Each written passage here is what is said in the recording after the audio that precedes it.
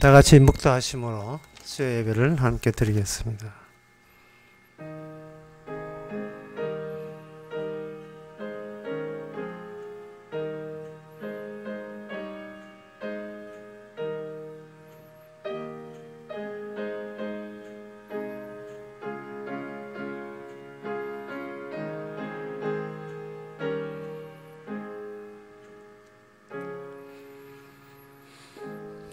주께서 저희를 주의 은밀한 곳에 숨기사 사람의 꾀에서 벗어나게 하시고 비밀이 장막에 감추사 구슬의 다툼에서 면하게 하시리다.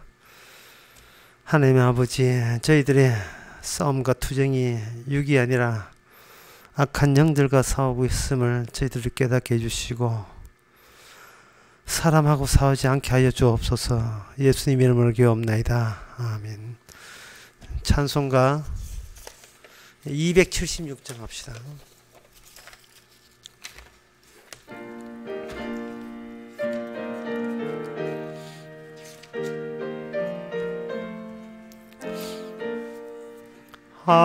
하나님의 진리 정대 길이 빛나니 우리들도 등대되어 주의 사랑 비추세. 우리 작은 불을 켜서 험한 바다 비추세. 물에 빠져 헤매느니 건져내어 살리세. 죄의 밤은 깊어가고 성난 물결 설렌다. 어디 불빛 없는 가고 찾는 물이 많구나. 우리 작은 불을 켜서 험한 바다 비추세. 물에 빠져 헤매느니 건져내어 살리세. 너의 등불 돋우어라. 거친 바다 비춰라. 빛을 찾아 헤매느니 생명선에 건져라. 우리 작은 불 켜서 험한 바다 비추세. 물에 빠져 헤매느니 건져내어 살리세. 이 시간 우리 한 마음으로 기도합시다. 기도 제목은 모든 것이 주의 은혜인 것을 알고 감사해야 됩니다. 이 세상에 되어지는 모든 것이 그걸 통해서 성도는 그게 은혜라라는 것을 눈치채고 알아채라고 이런 일들을 일으킨 것을 감사히 여겨야 되도록 다 같이 기도합시다.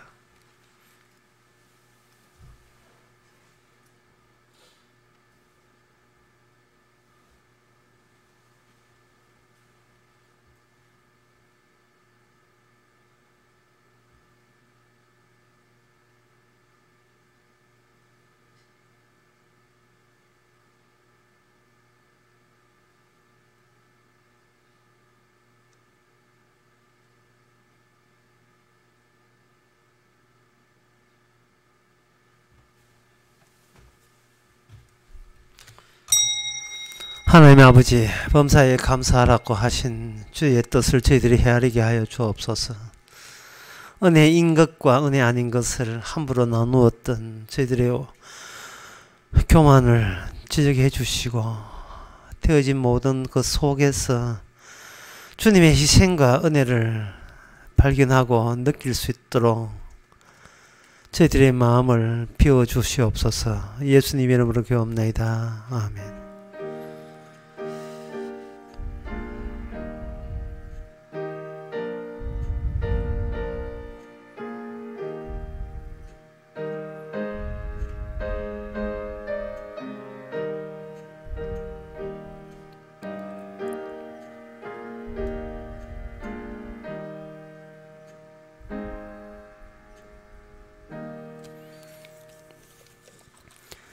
하나님의 말씀은 창세기 44장 9절에서 13절까지입니다.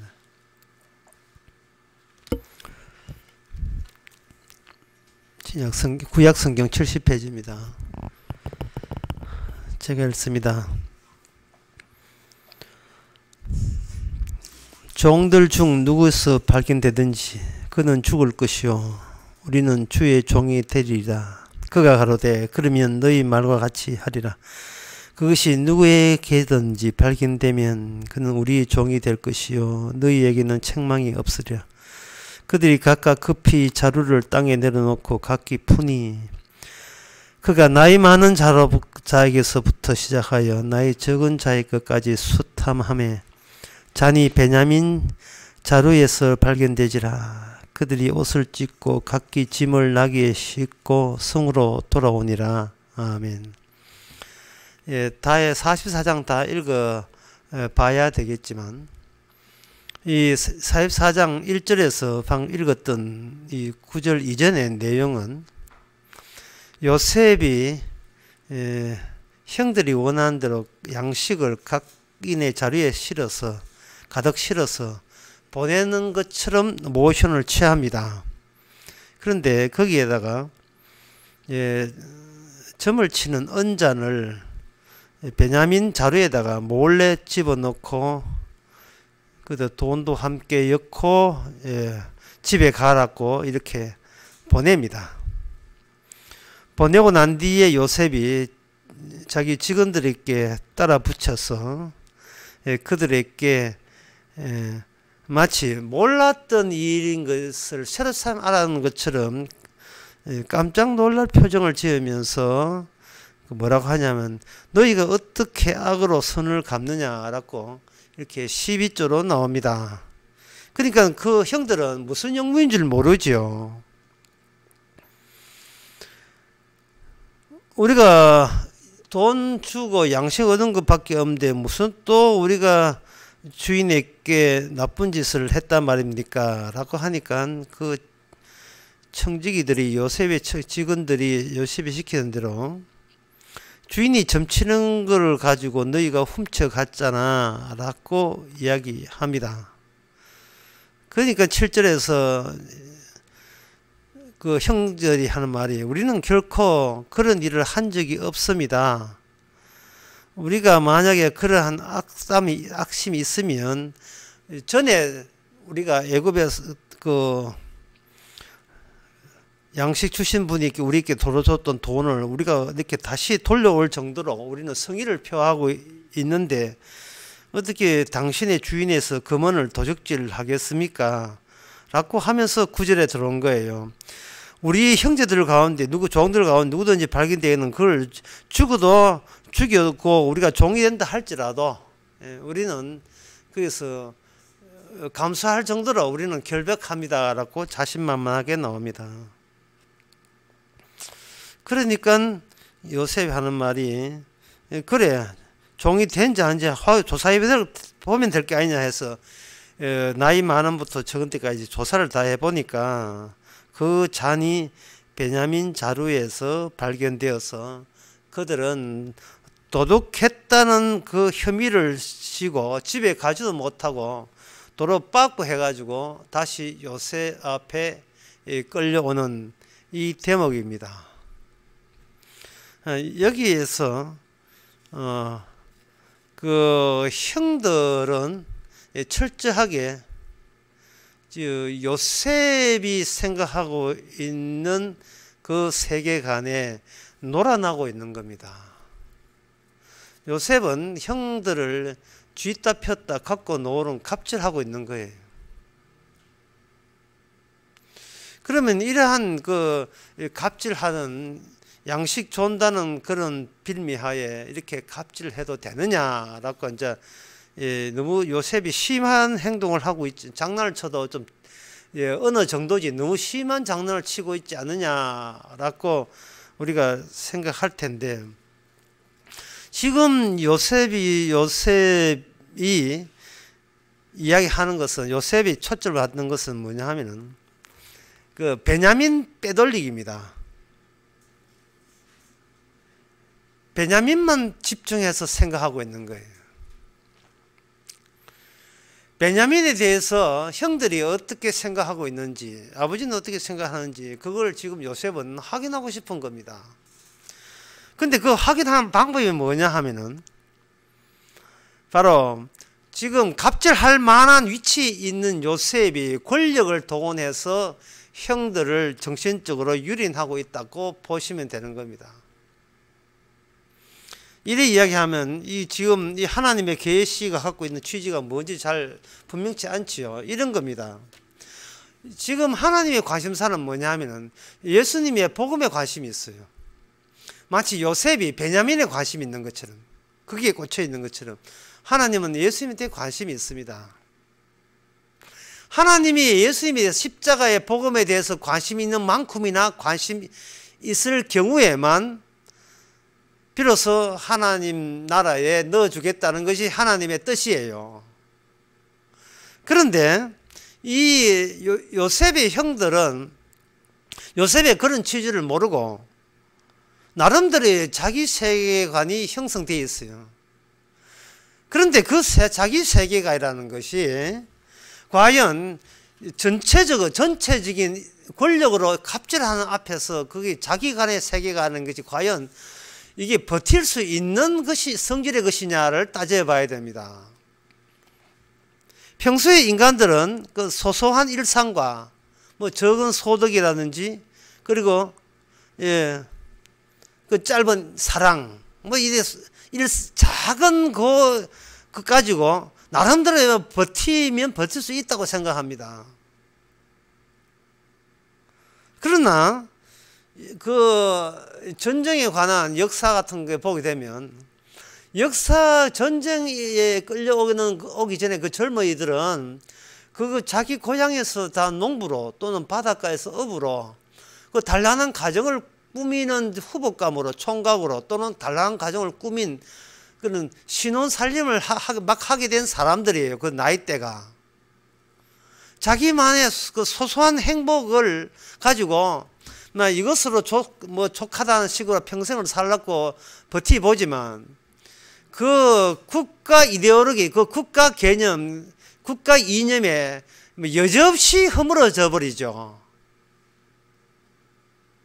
사적으로 갖고 있던 작은 행복도 인도네시아 해일처럼 오는 것처럼 거대한 해일 앞에서 아무 소용 없습니다. 손님들을 기뻐해서 밴드 연주하다가 죽었잖아요. 7명.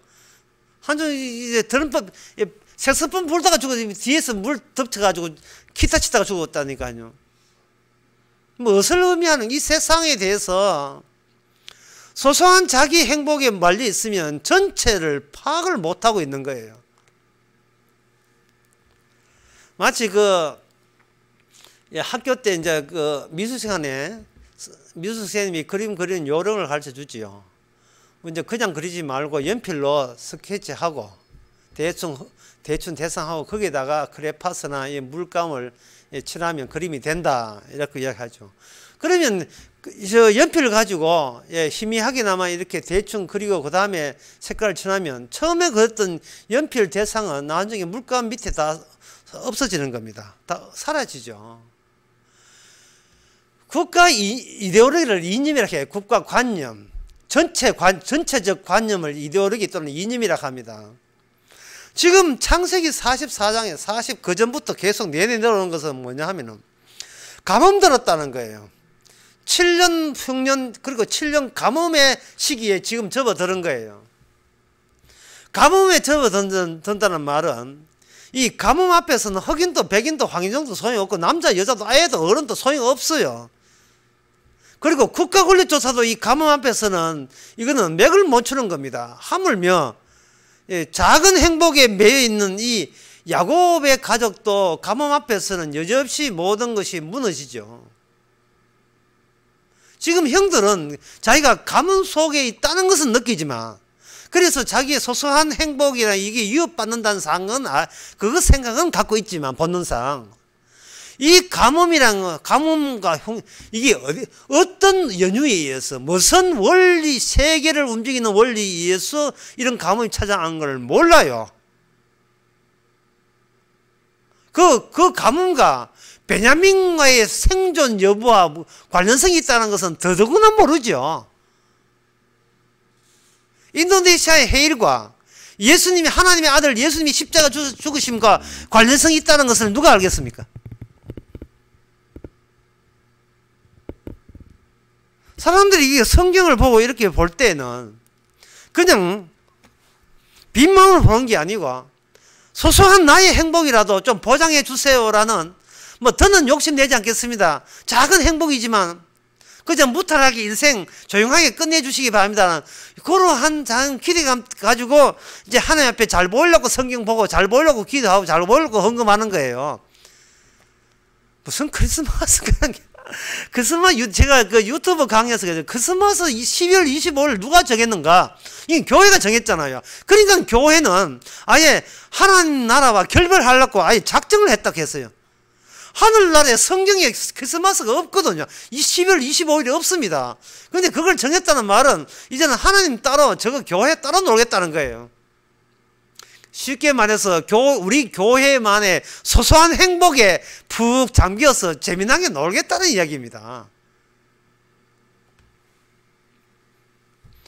이처럼 교회는 교회 단위대로, 국가는 국가 단위대로, 가정은 가정 단위대로 우리가 지금 누구의 희생과 누구의 은총과 누구의 은혜 덕분에 살아가는가는 몰라요. 모르고 있다가 갑자기 어떤 큰 권력이 해일처럼 밀어닥치면 자기의 본색을 드러내요. 살려만 주의소라는 거. 살려만 주의소.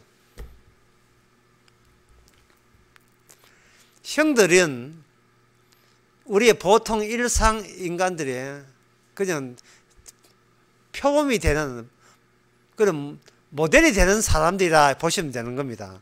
이 사람들이 양식을 사러 와서 이거 백골마하는 그 식소들을 살리기 온 그냥 생존 차원 정도로 생각하는 일반이라고 생각하시면 돼요.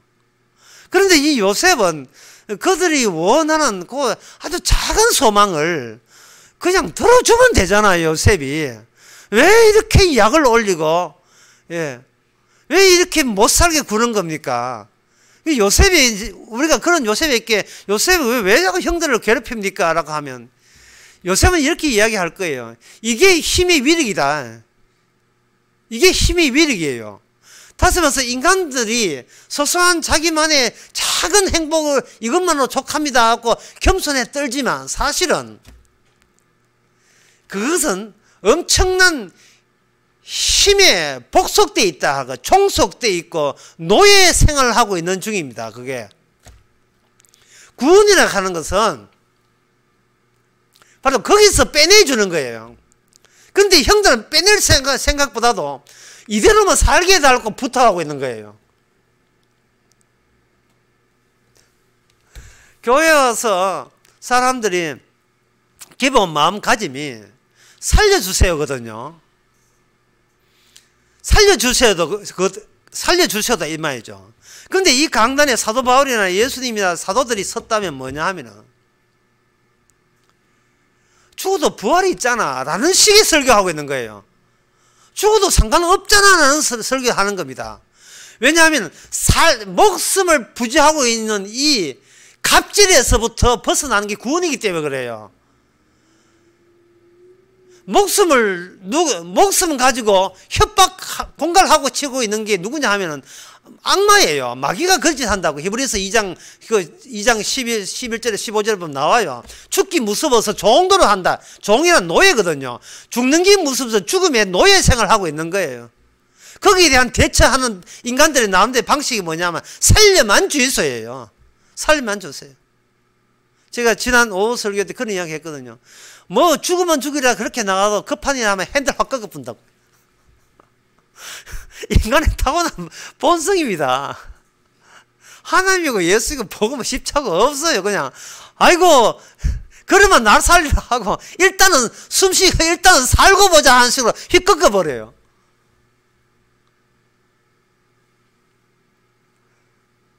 인간은 자기 본성에서 한 발자국도 벗어난 적이 없습니다.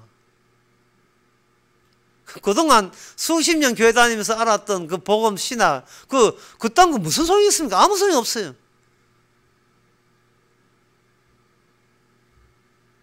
어제가 크리스마스 신나게 놀았지만 오늘은 크리스마스 아니거든요. 복음 알아도 하루만 지나면 다시 원상복귀 되는 게 인간의 본성입니다.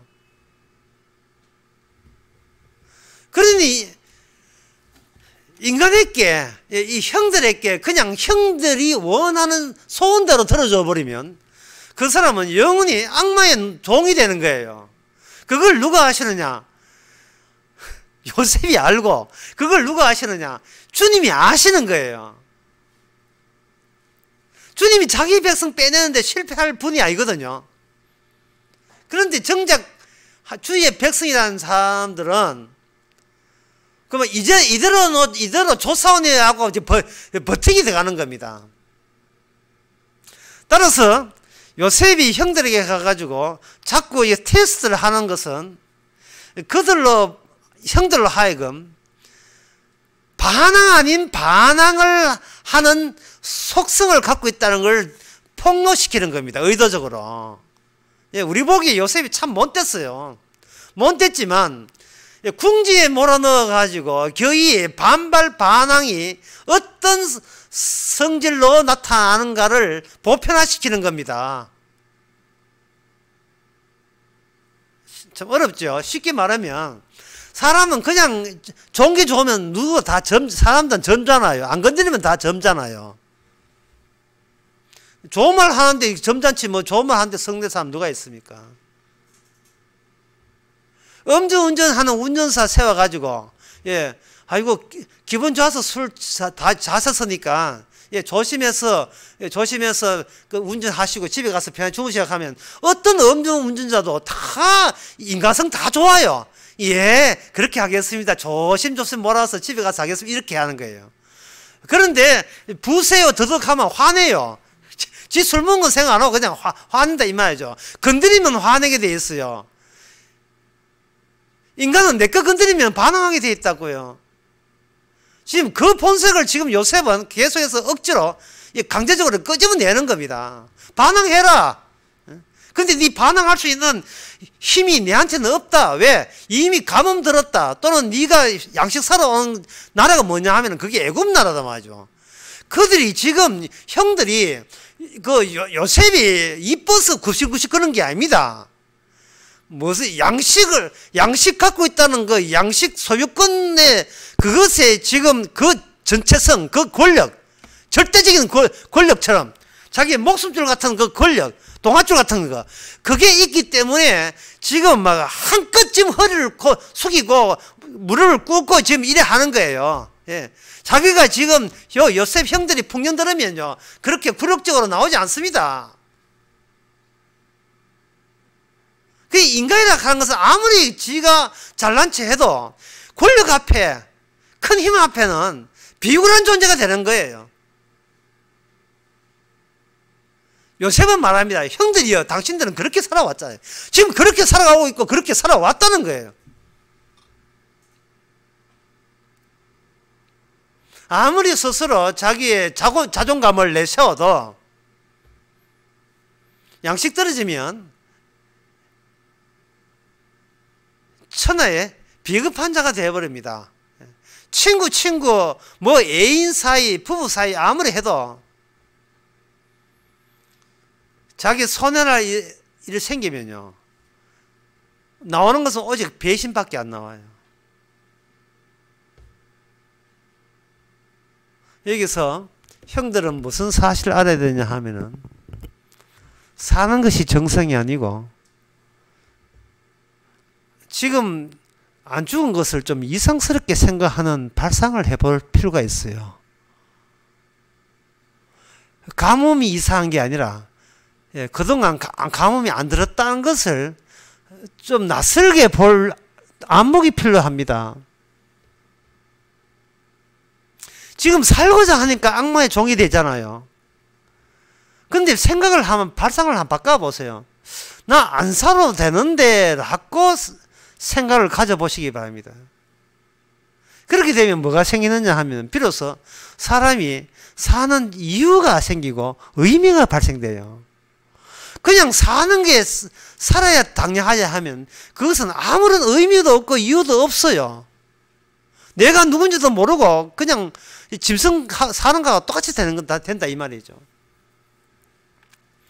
요셉은 형들에게 테스트를 하는 이유는 제가 아까도 이야기했지만 형들이 현재 아무리 살고자 양식을 얻어서 살고자 해봐도 현재 상황 자체가 거대한 권력 이념에 갇혀있는 애굽이라는 거, 그리고 막 밥 먹고 살아야 된다는 너무나 당연해 보이지만 이게 거대 사고방식이거든요.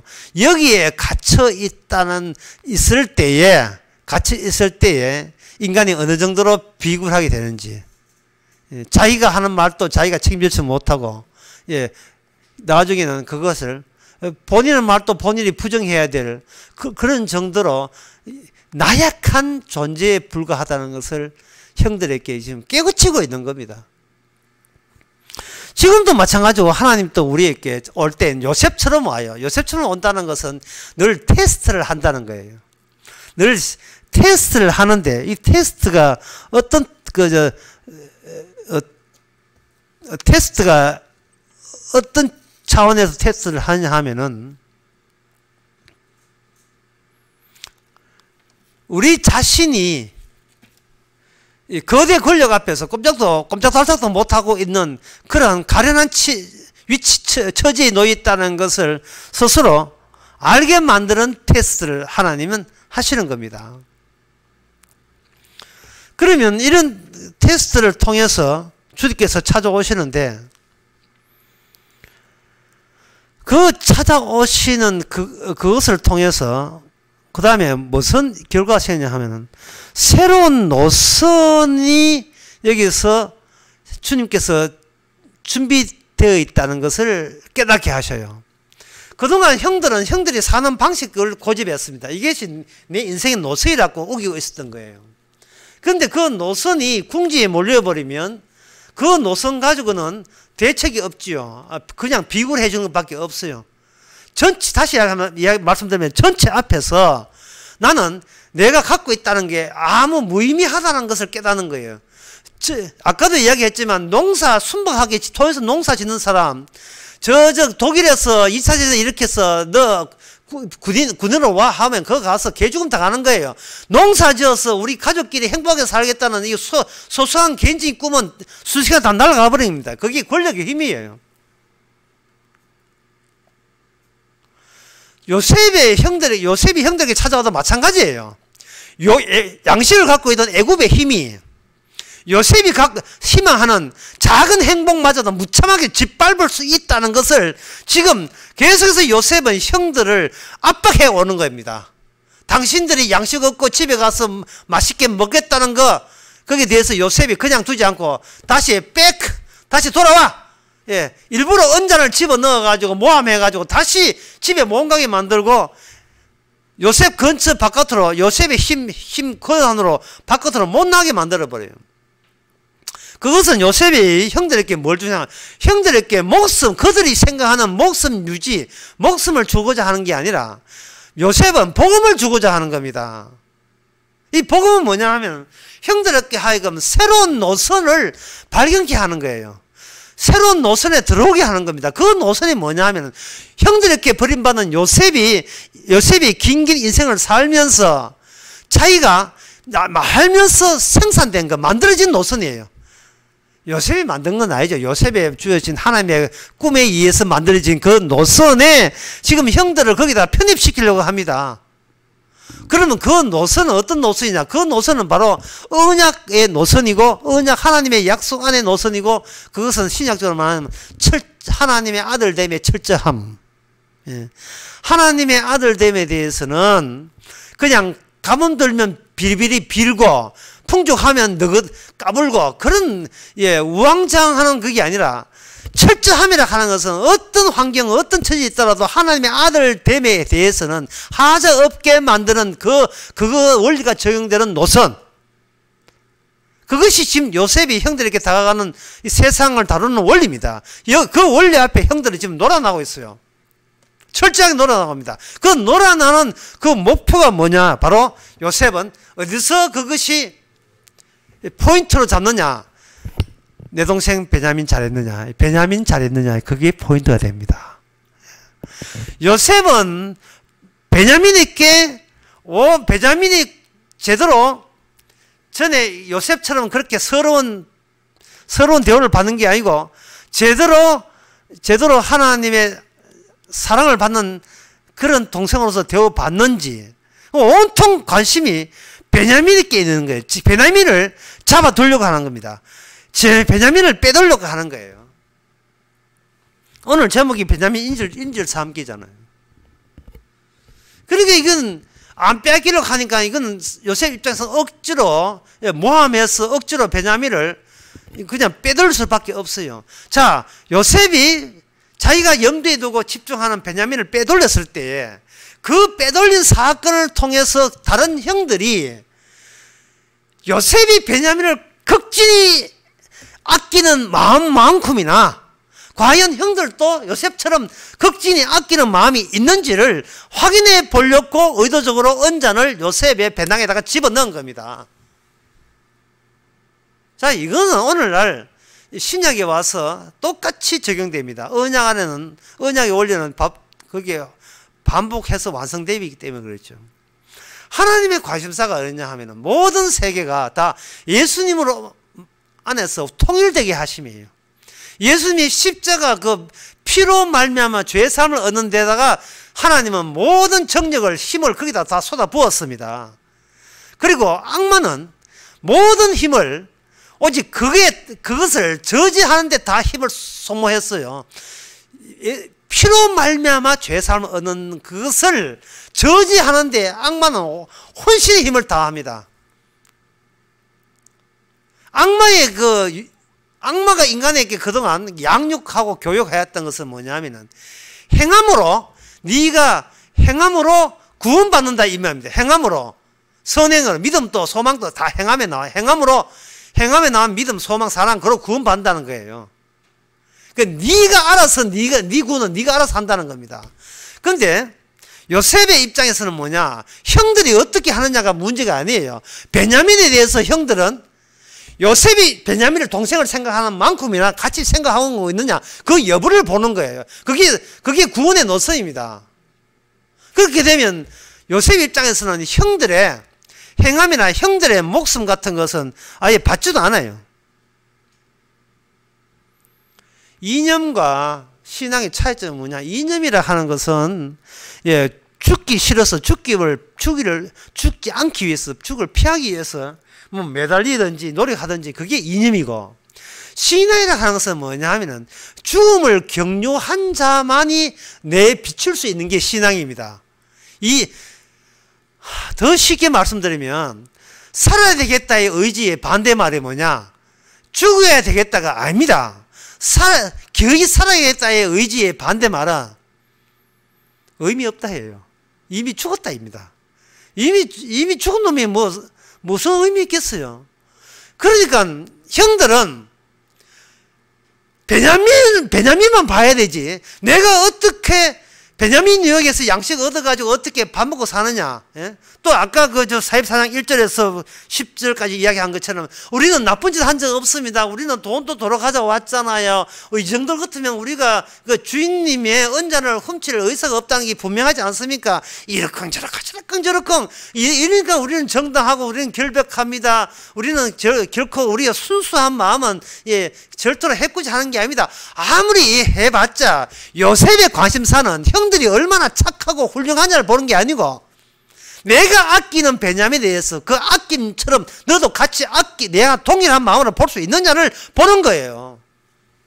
형들이 요셉이 베냐민을 보는 것처럼 형들이 베냐민을 그렇게 볼 수 있는 마음이 어떻게 들겠습니까? 들지 않지요. 그러니까 현재 요셉은 형들을 뺑뺑이 돌리는 겁니다. 한번 잃어봐봐요. 잃어버림. 가장 귀한 것을 잃어버리봐라. 지금 요셉의 형들은 시급하고 있어요. 왜 시커먼하냐 하면 이제 유다도 마찬가지고 그 뒤에 유다도 나오지만 유다를 대표로 한 여러 형들은 지금 고향에 계신 아버지한테 장담했습니다. 뭐라고 장담하면 이 세상은 바르게 사는 사람 편에서 하나님은 바르게 사는 사람을 도와주게 되어 있다는 거예요. 지금 그게 세상을 모르는 거예요. 세상은 바르게 사는 사람이 천국 가는 게 아닙니다. 예수님께 관심 있는 사람, 예수님께 무슨 일이 일어나는가, 예수님은 왜 십자가에 피 흘려 죽었는가, 거기에 관심 있는 사람이 바로 구원받는 사람이에요.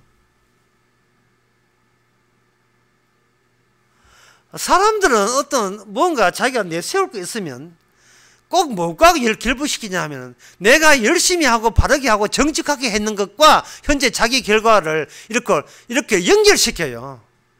바르게 살고 정직하고 훌륭하게 했기 때문에 그렇게 지금 이 정도 복을 누릴 만한 자격자가 됩니다 라고 자기 자신을 내세우거든요. 이게 요셉의 형들의 현재 갖고 있는 위치입니다. 그런데 인도네시아 해일 가운데서 도둑놈만 다 죽었습니까? 그 죽은 사람 가운데 기독교 신자가 없겠어요? 베들레헴에 2살 밑에 애 죽었던 그 부모들은 통곡했는데 애들이 태어나면서 무슨 죄가 있다고 그렇게 하나님이 다 죽이십니까? 아이의 죽음, 자기 아들의 죽음, 2살 아래의 죽음과 이 예수님의 죽음과 결부되어 있는 그러한 공동체가 바로 라헬, 이스라엘, 참된 새로운 이스라엘의 특징, 그게 본질이다 이 말입니다.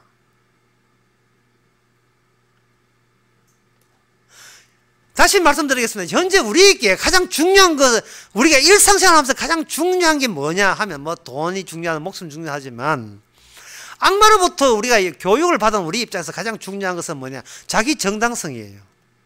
자기 정당성. 사람이 자살하는 이유가 뭐냐 하면은 바로 자기 정당성이 있다고 우기기 때문에 자살하는 거예요.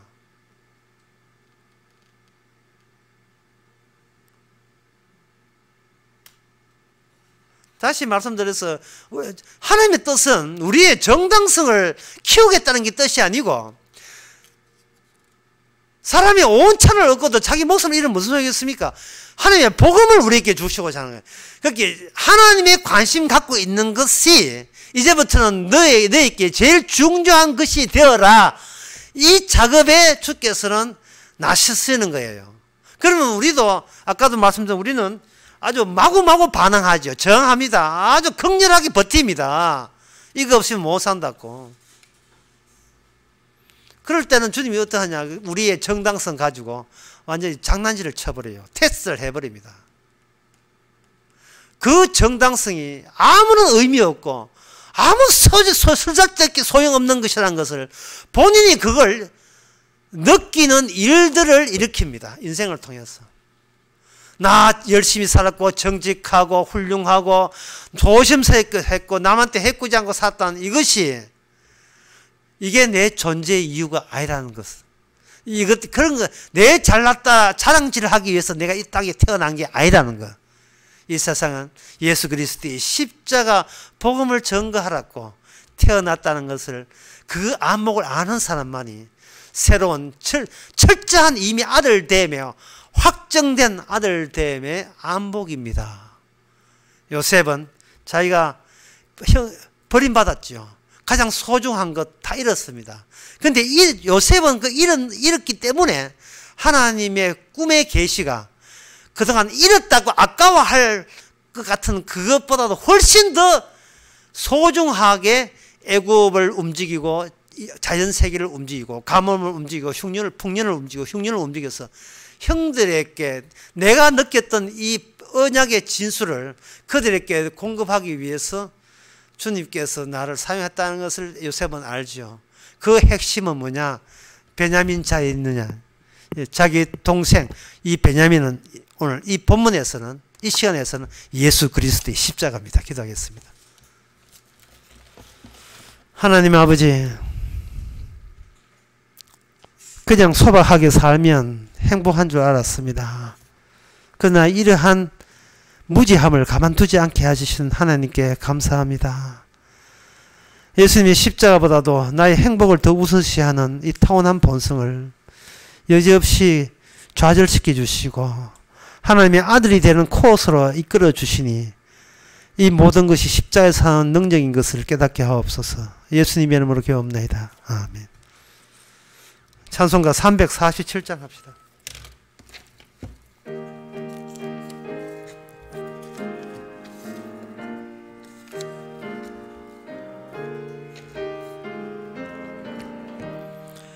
겸손히 주를 섬길 때 괴로운 일이 많으나 구주여 내게 힘 주사 잘 감당하게 하소서. 인자 말을 가지고 사람을 감화시키며 갈 길을 잃은 무리를 잘 인도하게 하소서. 구주의 귀한 인내를 깨달아 알게 하시고 굳건한 믿음 주셔서 늘 승리하게 하소서. 장래의 영광 비추사 소망이 되게 하시며 구주와 함께 살면서 참 평강 얻게 하소서. 아멘. 기도합시다. 지금은 우리 주 예수 그리스도 은혜와 하나님의 크신 사랑과 성령의 충만하심이 주께서 쳐들어오셔서 교회 건져내시는 십자가의 능력만 자랑하는 모든 성도에게 주의 이름으로 축원하나이다.